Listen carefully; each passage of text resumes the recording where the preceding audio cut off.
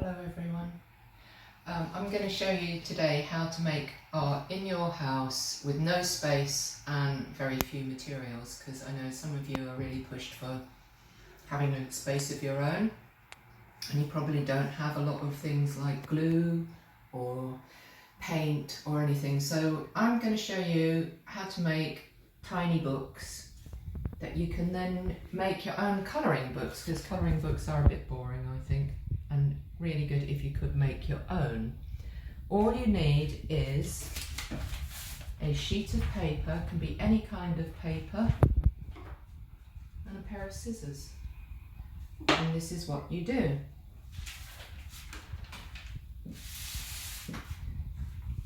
And I've got directions that you can look at as well.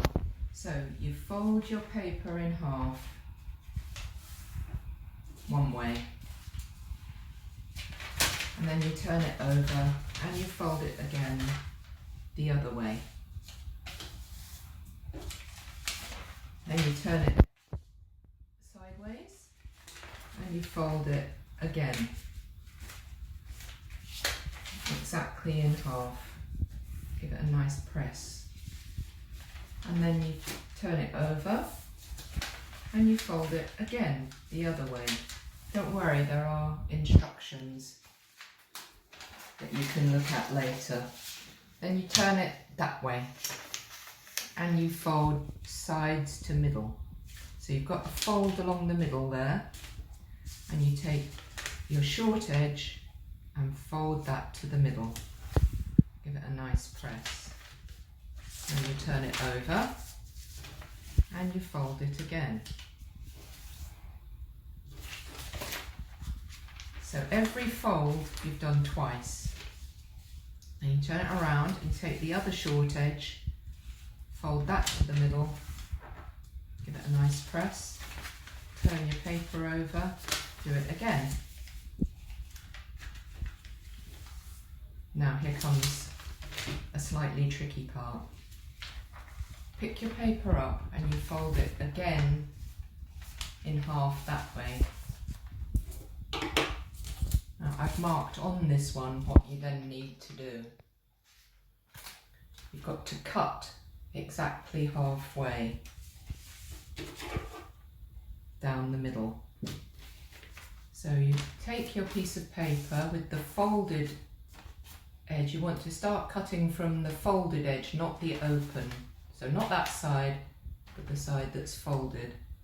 And you go along one of the folds that you've made, exactly halfway. So on the one that I've drawn the lines on, you can see I've snipped exactly halfway. And then you'll have something that looks like that. Then you open it out again, don't worry, this is the last bit, and you fold it back in half that way, hold the two ends and push the middle. Flatten it down, fold it in half again. Voila! A tiny book. So what you can do with your tiny book is up to you. You might want to use it as a diary, you might want to make a colouring book. I've started to do this to make patterns on my tiny book, and you can fill all the pages like that. You can practice first on some old bits of newspaper, and you might get some surprises like a funny face appearing on the front page, or some patterns that can inspire you to do other things.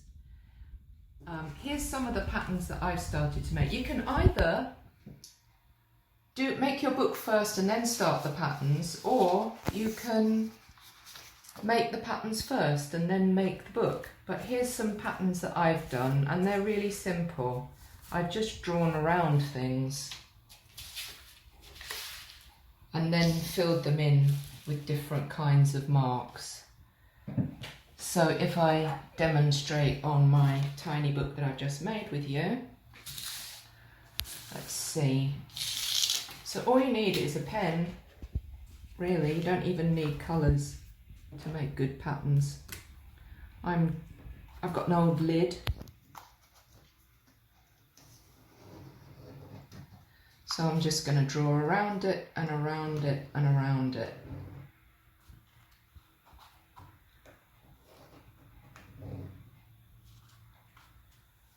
And then use my coloured pencils to colour it in.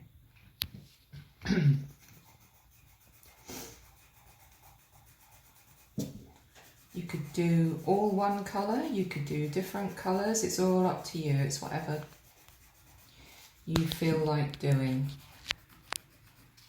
But it's very calming to do this. So you can fill up your entire book. If you did it on squared paper like mine, you could, if you are up to it, colour every square in differently.